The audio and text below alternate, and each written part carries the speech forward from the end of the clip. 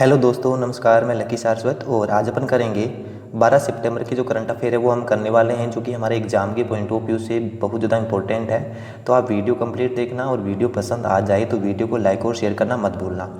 तो साथ ही साथ आप हमारे यूट्यूब चैनल को सब्सक्राइब कर लेना, जो कि नोटिफिकेशन आपको टाइम टू टाइम मिलता रहे।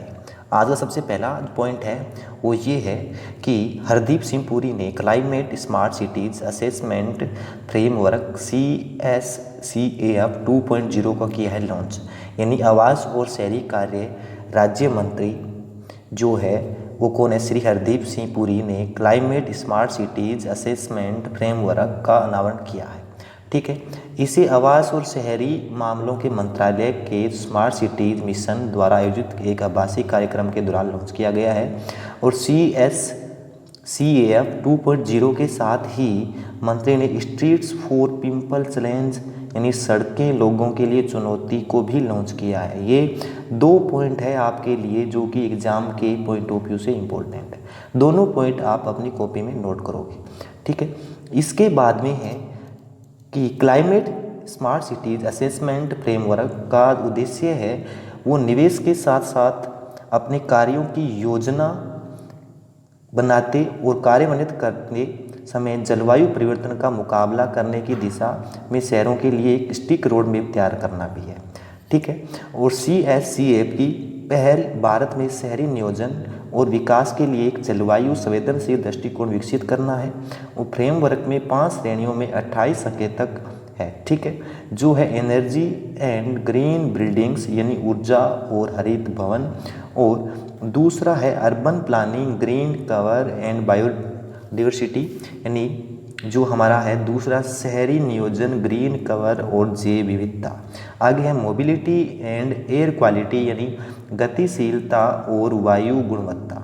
आगे है वाटर मैनेजमेंट यानी जल प्रबंधन, और एक रहेगा वेस्ट मैनेजमेंट यानी कचरा प्रबंधन। ये 5 काम पे इसको श्रेणियों में बांटा गया है। ठीक है, दूसरा पॉइंट है आज का कि नौवहन मंत्री ने समुद्री क्षेत्र के विवाद के समाधान के लिए लॉन्च किया है SAROD पोर्ट्स। ठीक है, ये लॉन्च किया है नौवहन मंत्री जो समुद्री क्षेत्रों के विवाद के समाधान के लिए ये लॉन्च किया है। ठीक है, आपको इसको नोट करना है अच्छे से। ठीक है, उसके बाद में है कि ये किसने लॉन्च किया है? तो ये किया है हमारे केंद्रीय मंत्री मनसुख मांडविया ने समुद्री क्षेत्र के विवादों के किया जो किफ़ायती और समय पर समाधान की सुविधा के लिए ऐसे रोड पोर्ट्स यानी सोसाइटी फॉर अफोर्डेबल और रेडरेसल ऑफ डिस्प्यूट पोर्ट्स नामक एक विवाद निपटाने तंत्र लॉन्च किया है। ठीक है, इसके साथ में ही ये है जिनमें प्रमुख बंदरगाह है और निजी बंदरगाह है, और जेटी टर्मिनल गैर प्रमुख बंदरगाह है, और जो पोर्ट और शिपिंग क्षेत्र भी इसमें शामिल रहेंगे। ठीक है, यह तंत्र NHAI द्वारा गठित है के रूप में राजमार्ग क्षेत्र के उपलब्ध प्रावधान के समान है। इसे निष्पक्ष के रूप से विवाद किफ़ायती समय पर समाधान के लिए सोसाइटी पंजीकरण अधिनियम 1860 के तहत स्थापित किया गया है। ये लाइन भी साथ में आपको नोट कर लेना है। ठीक है, और SAROD पोर्ट कानूनी खर्च और समय की एक बड़ी राशि को बचत करते हुए निष्पक्ष और न्यायपूर्ण तरीके से विवाद को हल करेंगे। ठीक है, इसके बाद में थोड़ा आपको इसको ढंग से पढ़ लेना है। ठीक है, आगे है पॉइंट नंबर 3 है हमारा RBI ने बैंकों में अनुपालन कार्यों और CCO की भूमिका पर जारी किए हैं निर्देश। ठीक है, यानी भारतीय रिजर्व बैंक ने बैंकों के अनुपालन कार्यों और मुख्य अनुपालन अधिकारी यानी CCO की भूमिका पर एक नोटिस जारी किया है।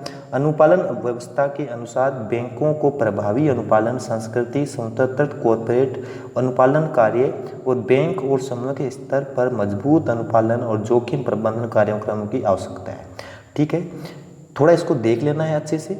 ठीक है, उसके बाद में है कि पॉइंट नंबर 4 हमारा ये रहेगा कि जो है CRISIL ने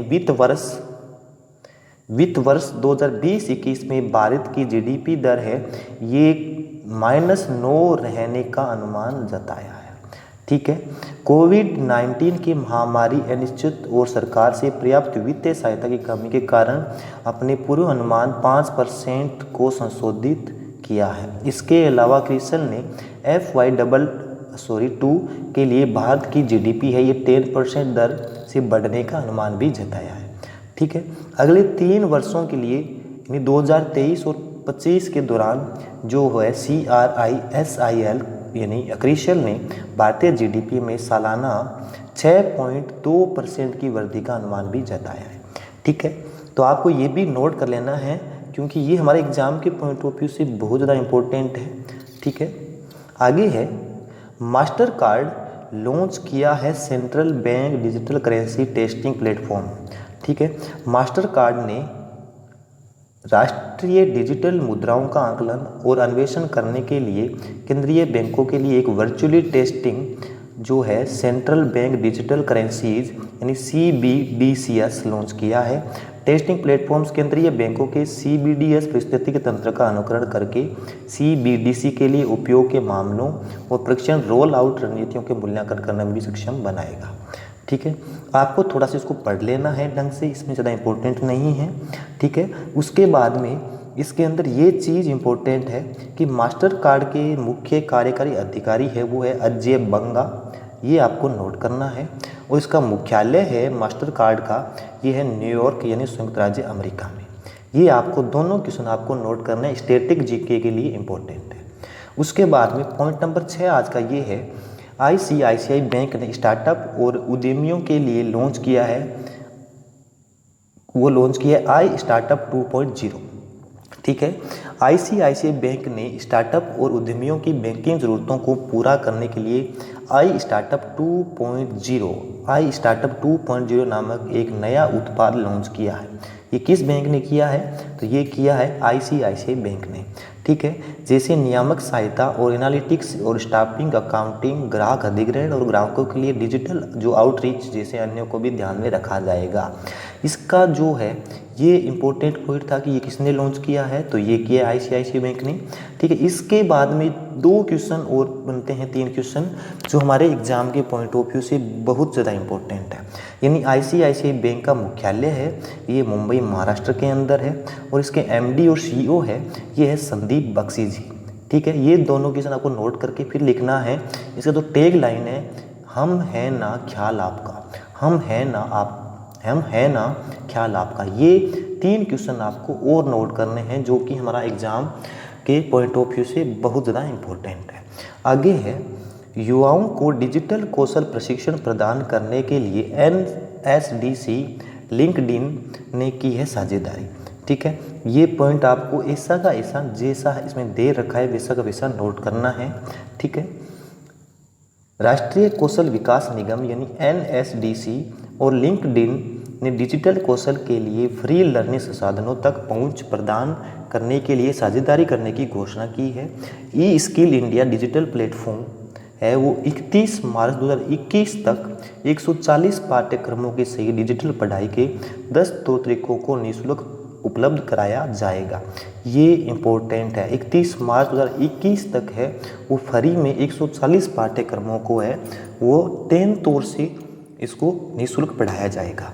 ठीक है, इसके बाद में लिंक्डइन है भारत में 69 मिलियन से अधिक सदस्यों के आधार पर तैयार आर्थिक ग्राफ के जरिए समय समय पर श्रम बाजार की जानकारी उपलब्ध भी कराएगा। ठीक है, इससे स्किलिंग जो इकोसिस्टम है उसको बेहतर ढंग से समझने के लिए NSDC को इन डिमांड कौशल रोजगार के लिए किस क्षेत्र में बेहतर अवसर है और ग्लोबल हायरिंग रेट्स इसमें शामिल रहेगा। ठीक है, इसके बाद में लिंक्डइन के आंकड़ों के अनुसार 2020 में डिजिटल कौशल वाले पेशेवरों की तुलना में डिजिटल कौशल वाले भारतीय पेशेवरों की मांग 20% से अधिक थी। ठीक है, उसके बाद में आगे आपको थोड़ा सा पढ़ लेना है लेकिन ये आपको अच्छे से नोट करना है। राष्ट्रीय कौशल विकास निगम के CEO और MD है मनीष कुमार, ये आपको कंप्लीट लाइन नोट करना है। ठीक है, स्टैटिक के लिए इम्पोर्टेंट है। आगे है राष्ट्रीय कौशल विकास निगम मुख्यालय है ये नई दिल्ली के अंदर है। ठीक है, और लिंक्डइन मुख्य कार्यकारी अधिकारी और CEO कौन है वो है रेयान रोजनेल्स्की। ठीक है, ये भी आपको नोट करना है। ठीक है, और लिंक्डइन का मुख्यालय है ये है कैलिफोर्निया अमेरिका के अंदर। ये आपको नोट करना है। 4 क्वेश्चन यहाँ से हैं और 1 क्वेश्चन वो है, यानी 5 क्वेश्चन इस क्वेश्चन से बनते हैं जो कि हमारे एग्जाम के पॉइंट ऑफ व्यू से इंपॉर्टेंट है, ये आपको नोट करना है। ठीक है, आगे है पूर्व स्वास्थ्य सचिव जो कौन थे, प्रीति सूदन WHO के स्वतंत्र पैनल में हुई है शामिल।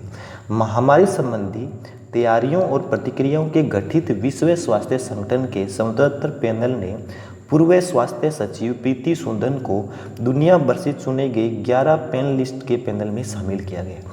इंपॉर्टेंट क्वेश्चन है, प्रीति सूदन को दुनिया भर से चुने गए 11 पैनलिस्ट के पैनल में शामिल किया गया है WHO के। ठीक है, यह निर्णय पैनल के 2 प्रमुख न्यूजीलैंड के पूर्व प्रधानमंत्री हेलेन क्लार्क और लाइबेरिया के पूर्व राष्ट्रपति थे एलेन जॉनसन सरलीफ के द्वारा किया गया है। ठीक है, इंपॉर्टेंट है किनके द्वारा ये फैसला किया गया है, तो ये न्यूजीलैंड के प्रधानमंत्री और लाइबेरिया के पूर्व राष्ट्रपति के द्वारा ये फैसला किया गया है। पैनल द्वारा बताया गया है कि पैनल ने 120 लोगों की समीक्षा की, लेकिन उनका चयन उनके कौशल के आधार पर किया गया है। ठीक है, उसके बाद में थोड़ा सा इसको पढ़ लेना है। इसके बाद में आपको ये क्वेश्चन 2 है, ये इंपॉर्टेंट है। WHO का मुख्यालय है ये जिनेवा स्विट्जरलैंड के अंदर है और इसके महानिदेशक है वो है टेड्रोस एडहानोम। ठीक है, ये आपको दोनों क्वेश्चन इंपॉर्टेंट है क्योंकि ये अभी WHO है, ये बहुत ज़्यादा न्यूज़ के अंदर है। ठीक है, आगे पॉइंट नंबर 9 है, भारत ने बैंक उधारकर्ताओं को राहत देने का आकलन करने के लिए गठित की है समिति। भारत सरकार ने कोविड-19 संबंधी अधिस्थगन पर ब्याज पर छूट और ब्याज माफी से संबंधित बैंक उधारकर्ताओं को राहत का समग्र मूल्यांकन करने के लिए विशेषज्ञ समिति का गठन किया है। भारतीय स्टेट बैंक समिति के सचिवीय सहायता प्रदान करेगा। ठीक है, आगे है कि राजीव महर्षि है ये भारत के पूर्व CAG। ठीक है, और रविंदर H ढोकलिया है ये पूर्व प्रोफेसर IIM अहमदाबाद और भारतीय रिजर्व बैंक की मौद्रिक नीति समितियों के पूर्व सदस्य है। B श्रीराम पूर्व प्रबंध निदेशक और भारतीय स्टेट बैंक के IDBI बैंक के हैं। ठीक है, यानी ये मैं क्यों बता रहा हूँ, क्यों ये चारों लोग हैं, ये क्या है, विशेषज्ञ समिति निम्नानुसार ये 3-4 लोग रहेंगे। ठीक है, राजीव महर्षि, रविंदर H ढोलकिया, B श्रीराम, ये 3 लोग रहेंगे। ठीक है, समिति के संदर्भ की शर्तें और नियम अनुसार है जो आप यहाँ पर देख सकते हो। यहाँ पे कुछ इंपॉर्टेंट नहीं है कि जो कि हमारे एग्जाम में पूछा जाए, ऐसा कुछ यहाँ पे है नहीं। आगे जो पॉइंट नंबर 10 है जो कि हमारे एग्जाम के पॉइंट ऑफ व्यू से बहुत ज़्यादा इंपॉर्टेंट है, यानी 21वीं सदी में स्कूली शिक्षा पर 2 दिवसीय ई सम्मेलन का हुआ है शुभारंभ। यानी 21वीं सदी में स्कूली शिक्षा पर 2 दिवसीय ई सम्मेलन का आयोजन शुरू किया गया है। शिक्षा मंत्रालय द्वारा शिक्षा पर्व 2020 के हिस्से के अंतर्गत सम्मेलन को आयोजित किया जा रहा है।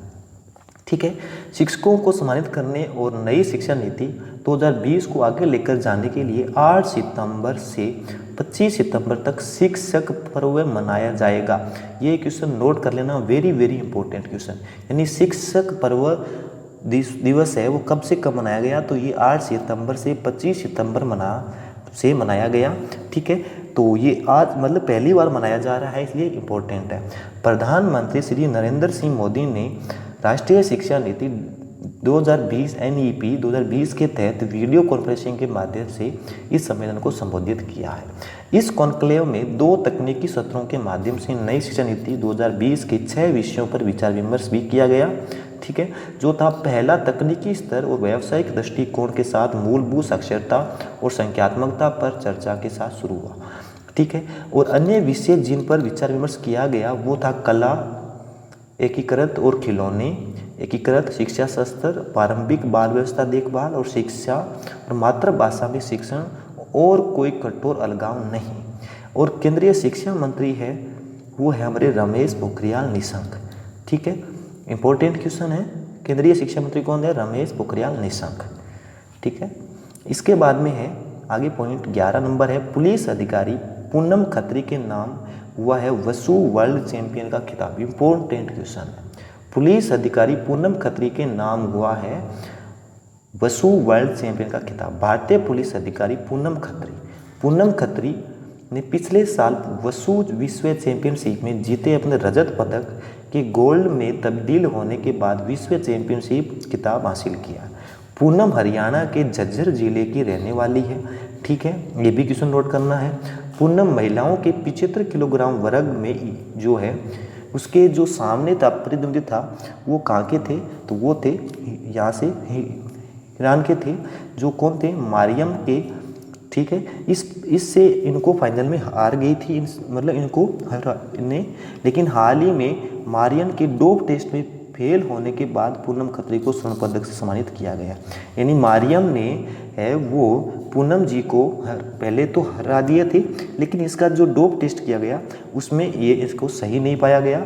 इसके बाद में इनको गोल्ड मेडल दिया गया पूनम खत्री जी को, ठीक है। भारतीय वसु एसोसिएशन के महासचिव है सुहेल अहमद, ठीक है, ने इसकी जानकारी की पुष्टि की है, ठीक है। नहीं, भारतीय वसु एसोसिएशन के महासचिव कौन है, सुहेल अहमद, ठीक है। उसके बाद में क्वेश्चन आपको ये नोट करना है, अंतर्राष्ट्रीय वसु फेडरेशन के अध्यक्ष है जोवेन गो, यानी जोवेन गो है वो क्या है, अंतर्राष्ट्रीय वसु फेडरेशन के अध्यक्ष है, ठीक है। इसका जो मुख्यालय है ये बीजिंग यानी चीन के अंदर है, ठीक है। और इसकी स्थापना है ये 3 अक्टूबर 1990 को हुई थी, चीन के अंदर बीजिंग में इसका क्या है, मुख्यालय है। अध्यक्ष कौन है, जोवेन गो, ठीक है। पॉइंट नंबर 12 ये है, वायुसेना के बेड़े में औपचारिक रूप से शामिल हुए हैं पहले 5 राफेल एयरक्राफ्ट। इंपॉर्टेंट क्वेश्चन है, ठीक है। वायुसेना के बेड़े में औपचारिक रूप से शामिल हुए हैं पहले 5 राफेल एयरक्राफ्ट, ठीक है। आगे है भारतीय वायुसेना यानी IAF, ठीक है, इंडियन एयरफोर्स ने 10 सितंबर 2020 को अंबाला के वायुसेना स्टेशन पर फ्रांस से आए पहले 5 राफेल एयरक्राफ्ट को औपचारिक रूप से वायुसेना में शामिल किया है, ठीक है। यानी ये अंबाला से के वायुसेना स्टेशन पर फ्रांस से आए पहले 5 राफेल एयरक्राफ्ट को वायुसेना में शामिल किया। ये इतना पॉइंट है, ये आपको नोट कर लेना है, ठीक है। ये राफेल एयरक्राफ्ट अंबाला स्थित एयरफोर्स स्टेशन को 17 स्क्वाइन गोल्डन एरोज का हिस्सा होंगे। ये भी आपको नोट करना है कि किसका हिस्सा होंगे, तो ये होंगे 17 स्क्वाइन गोल्डन एरोज का हिस्सा होंगे। और फ्रांस से ये 17 जुलाई 2020 को पहले 5 राफेल एयरक्राफ्ट भारत पहुंचे थे। कब भारत में पहुंचे थे, ये भी आपको एग्जाम में क्वेश्चन पूछा जा सकता है, कहाँ से लिए थे, तो ये लिए थे फ्रांस से, और ये 27 जुलाई 2020 को भारत पहुंचे थे, ठीक है। आगे है मल्टी रोल राफेल एयरक्राफ्ट का निर्माण जो फ्रांसीसी एरोस्पेस प्रमुख जो है डोसोल्ट एविएशन द्वारा किया गया था। इंपॉर्टेंट क्वेश्चन है, ये भी आपको नोट करना है, क्वेश्चन एग्जाम में यह भी पूछ सकता है, क्योंकि ये बहुत ज़्यादा न्यूज़ के अंदर रहा था और न्यूज़ के अंदर है, ठीक है। भारत ने 59,000 करोड़ रुपए की लागत से 36 विमानों की खरीद के लिए 2016 में फ्रांस के साथ एक अंतर सरकारी समझौते पर हस्ताक्षर किए थे। ये भी आपको नोट करना है, 36 विमानों की खरीद के लिए 2016 में फ्रांस के साथ एक अंतर सरकारी समझौते पर हस्ताक्षर किए थे, लेकिन वो 2020 को 27 जुलाई को भारत को 5 राफेल एयरक्राफ्ट दिए गए। सभी 36 विमानों की डिलीवरी 2021 के अंत तक पूरी की जानी है। 36 राफेल जेट विमानों में से 30 फाइटर जेट है, जबकि 6 ट्रेनर जेट होंगे। यानी ये पूरा का पूरा आपको नोट करना है इतना, ठीक है। आगे है वायुसेना के अध्यक्ष है, ये भी आपको नोट करना है। वायुसेना का अध्यक्ष है वो है राकेश कुमार सिंह भदौरिया, ठीक है। वायुसेना की स्थापना है ये 8 अक्टूबर 1932 को की गई थी और वायुसेना का मुख्यालय है ये नई दिल्ली के अंदर। यानी कम से कम इस क्वेश्चन से आपके 10 से 12 क्वेश्चन बनते हैं, ठीक है, जो कि आपको आना चाहिए, ठीक है। आगे है गोल्डन टेम्पल को गृह मंत्रालय से मिली है FCRA रजिस्ट्रेशन की मंजूरी, ठीक है। केंद्रीय गृह मंत्रालय के ने अमृतसर के गुरुद्वारा हरमंदिर साहिब या जो अपना स्वर्ण मंदिर को विदेशी आस्थान विनिमय अधिनियम यानी FCRA पंजीकरण की मंजूरी प्रदान की है। इसके बाद ये अब स्वर्ण मंदिर विदेशों से भी आस्थान हासिल कर सकेगा, यानी विदेशों से भी अब आस्थान हासिल कर सकता है। सिख श्राइन द्वारा जरूरतमंदों को वित्तीय और चिकित्सीय सहायता प्रदान करने के लिए विदेशी आस्थान का उपयोग किया जा सकता है, ठीक है। आगे है साथ ही इसका इस्तेमाल लंगर यानी भोजन को व्यवस्थित करने के लिए भी किया जा सकता है, जो कि निःशुल्क सामुदायिक रसोई घर है, ठीक। आगे आज का लास्ट पॉइंट है 14 नंबर, जो कि बहुत ज़्यादा इम्पोर्टेंट है। हुबली रेलवे स्टेशन का नाम बदलकर रखा गया है श्री सिद्धारूढ़ा स्वामी जी रेलवे स्टेशन, यानी Shri Siddharudha Swami ji railway station Hubli railway station का नाम अभी रखा गया है। और कर्नाटक में है हुबली रेलवे स्टेशन, ये भी आपको नोट करना है कि कर्नाटक के हुबली रेलवे स्टेशन का नाम बदलकर, यानी कर्नाटक का जो हुबली रेलवे स्टेशन है उसका नाम बदलकर क्या रखा है, श्री सिद्धारूढ़ा स्वामी जी रेलवे स्टेशन। ठीक है, केंद्र सरकार ने हुबली के रेलवे स्टेशन का नाम बदलने के लिए हुबोलियों की लंबे समय से उठ रही मांग को पूरा किया है। हुबली रेलवे स्टेशन का नाम जो दक्षिण पश्चिमी रेलवे का मुख्यालय है, यहाँ पर कौन सा मुख्यालय है, हुबली रेलवे स्टेशन का नाम है जो दक्षिण पश्चिमी रेलवे का मुख्यालय है, पिछले 5 वर्षों से दूसरी बार बदला गया है। इससे पहले साल 2015 में हुबली टू हुबली किया गया था। श्री सिद्धारूढ़ा स्वामी जी भारतीय हिंदू गुरु और दार्शनिक थे। ये भी आपको एग्जाम में क्वेश्चन पूछ सकता है कि भारतीय हिंदू गुरु और दार्शनिक कौन थे, तो वो थे श्री सिद्धारूढ़ा स्वामी जी। ठीक है, तो ये आपको सारा का सारा नोट करना है, कंप्लीट नोट करना है आपको। ठीक है, उसके बाद में दोस्तों आपसे मिलते हैं कल, तो आप वीडियो को लाइक और शेयर करना मत भूलना। और कल हमारा एक वीडियो और भी आ रहा है आज ही, यानी वो आएगा जो अगस्त मंथ की जो करंट अफेयर है उसके अंदर लगभग 1200 प्लस क्वेश्चन रहेंगे। मैं तो कहता हूँ एसएससी और रेलवे और बैंक और कोई भी आप कॉम्पिटिटिव एग्जाम की तैयारी कर रहे हो, तो मैं तो उस एग्जामिनर को यही बोलता हूँ कि भाई तेरी जितनी औकात है उतनी हमसे करंट अफेयर पूछ ले। अगर तू एक क्वेश्चन भी बाहर से पूछ लेगा तो हम मान लेंगे। यानी 1200 क्वेश्चन है एक मंथ के, इतने क्वेश्चन पूछेगा वो, कितने क्वेश्चन पूछेगा, जितने पूछेगा उससे भी हम एक्स्ट्रा कर रहे हैं। यानी लोग अगर 100 क्वेश्चन बता रहे हैं, यानी 300 बता रहे हैं, ठीक है, या 400 बता रहे हैं, सारे लोग सेल्फिश हैं। ठीक है, अच्छे से मेहनत करो। अगर ये 1200 क्वेश्चन आपने कर लिए तो मैं कहता हूँ अगस्त मंथ में से अगर आपका एक क्वेश्चन भी रह जाता है तो आप मुझसे कांटेक्ट कर सकते हो, और उसके लिए आप जो मुझसे कहोगे वो मैं आपके लिए करने के लिए तैयार हूँ। ठीक है, और उसके अगले दिन ही आएगा हमारा दूसरा वीडियो जो कि लगभग 4 घंटे का रहेगा। उसके अंदर भी 1200 क्वेश्चन रहेंगे, यानी जो पिछले 7 महीने की करंट अफेयर है उसके हर महीने की 1200 क्वेश्चन आपके लिए मैं लेके आऊँगा, और उसकी PDF भी आपको इस 7 क्लास कंप्लीट होने के बाद में आपको दे दिए जाएंगे। ठीक है दोस्तों, तो वीडियो वो भी देखना और ये भी लाइक और शेयर करना मत भूलना। तो thank you, bye bye, take care, मिलते हैं नेक्स्ट क्लास में।